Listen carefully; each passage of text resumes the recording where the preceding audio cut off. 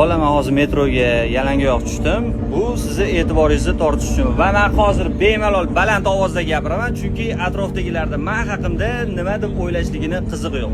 Chunki meni fokusim sizlarga bitta narsani tushuntirishga qaratilgan. Biz yoshligimizdan atrofdagi odamlarda biz haqimizda nima deb o'ylashligidan juda ham qo'rqamiz. Uyda, maktabda, bog'chada, oliygohda bitta xato ish qilib qo'ysak, yo bizni so'kishgan yoki odamlar ustimizdan kulishgan. Hozir kimdir meni ustimdan kulayotgan bo'lishi mumkin yoki bu jinnimi deyotgan bo'lishi ham mumkin, lekin buni umuman ahamiyati yo'q. Ertaga kimdir hozir videoga olsa, ertaga kulgiga qolib ketsam, bu xato bo'lib chiqadi va men bundan to'g'ri xulosa chiqaraman va keyingi rejalarimni to'g'riroq tuzaman. Rejamda davom etaman. Bilasizlarmi?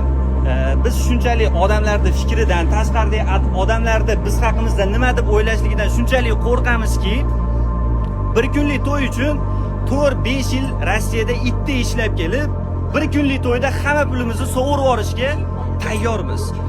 Uyimizga katta darvoza qo'yamiz, ko'cha tomonda zo'r qilib remont qilamiz. Lekin uyning ichida sharoit nol.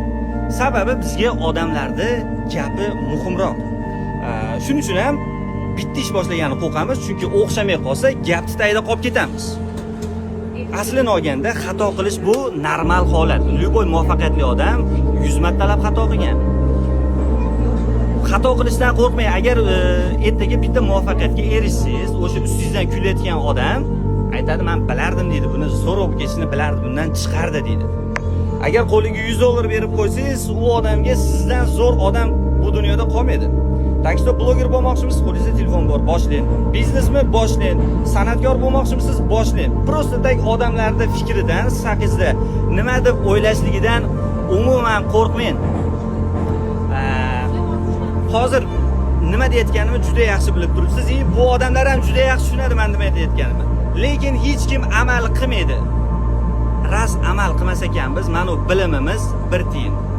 Gapirib yuraveramiz, chet elda odamlar kosmosga odam uchiryapti, boshqa sayyoraga ko'chib ketmoqchi, lekin biz hali ham odamlarning fikridan qo'rqamiz.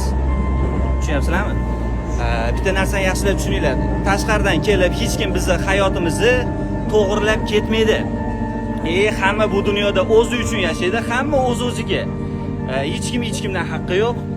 Так что просто boshlash kerak. Agar xato bo'lib chiqsa, keyin to'g'ri xulosa chiqarish kerak. Agar hozir ustimdan kimdir kulayotgan bo'lsa, buni umuman ahamiyati yo'q, lekin gapim sizga yoki mana shu metrodagi kimgadir ta'sir qilib, bir to'g'ri qadam tashlashga bir turtki bo'lsa, buni ahamiyati katta. Rahmat hammalarga.